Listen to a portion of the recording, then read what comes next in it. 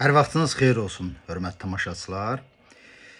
Bugün yəqin ki, çoxunuzun xəbəri var. Bakının bir rayonunda vətəndaşlar, insanlar evin içində ola-ola hansısa bir qudurmuş şirkət traktorla vurub o evi uçurdu. Bunun kadrları, video görüntüləri sosial şəbəkələrdə bugün yayıldı. Məni bu hadisədən çox hadisəyə verilən reaksiyalar təəccübləndirdi. Sizin üçün qəribə gələ bilər ki, adam evin içində ola-ola texnika ilə vurub vəhşicəsinə evin uçurulmasına niyə görə təəccüblənmirəm? Çünki bu ilk belə hadisə deyil. Əliyevlərin dövründə bu hadisələr o qədər təkrarlanıb ki, mən düşünürdüm ki, artıq bu norma halına dönüb. Bu adiləşib. İnsanlar üçün bu, tutaq ki, buluddan yağışın düşməsi, dənizin ləpələnməsi kimi bir şeydir. Çox şükür ki, Əliyevlər bunu adiləşdirə bilməyib. Çünki bizim gözümüzün qabağında elə həmin Bakının müxtəlif məhəllələrinin qanunsuz tikili adı altında sökülməsi baş verib. Bakıda, Azərbaycanda özünü müsəlman təəssübkeşi adlandırılan ölkədə meriyanın bir sərsəm qərarı ilə yanılmıramsa 4-5 məscid uçurulub, qanunsuz tikili deyə. O baxımdan adamlarımızın, Azərbaycanlıların buna təəccüblənməsi mi deyək, hiddətlənməsi mi deyək, yaxşı hadisədir. Və bu bir tərəfdən də həm bizim özümüz üçün, həm də avtoritar Əliyev rejimi üçün bir siqnaldır.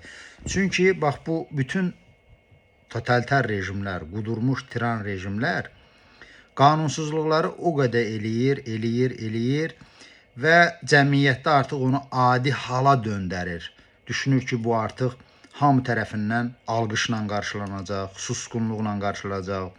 Kimisə quru yerdən həbs eləmək, kimisə öldürmək, kimisə mülkünü uçurtmaq.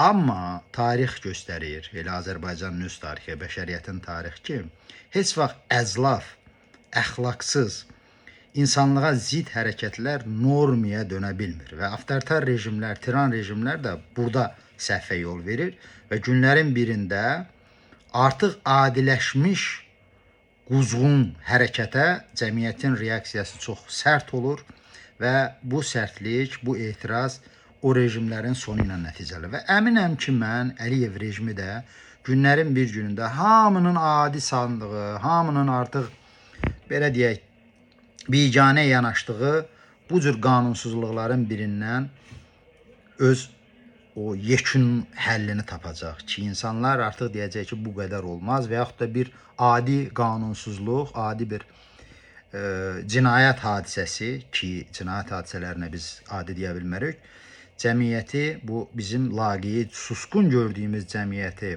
alovlandıracaq, coşduracaq və o bu qudurmuş, harınlamış, ev yıxan rejimlə haqq hesabını çəkəcək. Bu hadisəni seyr edəndə mənim yadıma Heydər Əliyevin hakimiyyətə təzə gəldiyi zamanlar quraşdırılmış bir lətifə düşdü. O zaman köhnələr xatırlayacaq. Heydər Əliyevin qulağımızı dəng eləyən bir neçə mövzusu var idi. Biri də bu idi ki, mən təzədən hakimiyyətə gələndə evim yox idi. Qardaşımın evində qalırdım, bacımın evində qalırdım. Bunu deməklə o Sovet zamanı hakimiyyətdə təmiz işlədiyinə, rüşvətdən, sərvət yığmaqdan uzaq olduğuna göstərmək istəyirdi. Həmin vaxtlar, bilmirəm Çeşmə qəzeti idi yoxsa kimsə bir yaxşı anekdot düzəltmişdi ki, Heydər Əliyev müxalifətdə olanda bu qəbildən yenə şikayətlərin dilə gətirir ki, indikilər dəhşətdir, hərəsi hər yerdə bir ev tikir, bir qəsr uzaldır, bir villa uzaldır. Mən heç elə deyil idim. O qədər vəzifədə oldum, özümə bir ev də tikmədim. Məclisdəkilərindən biri ona reaksiya verir ki, düz deyirsən, ağsaqqal. Amma onun səbəbi başqadır. Çünki sən hakimiyyətdə olanda başın ev yıxmağa, başqalarının evini yıxmağa qarışmışdı. Ona görə özünə ev tikməyə macal tapmamışdın.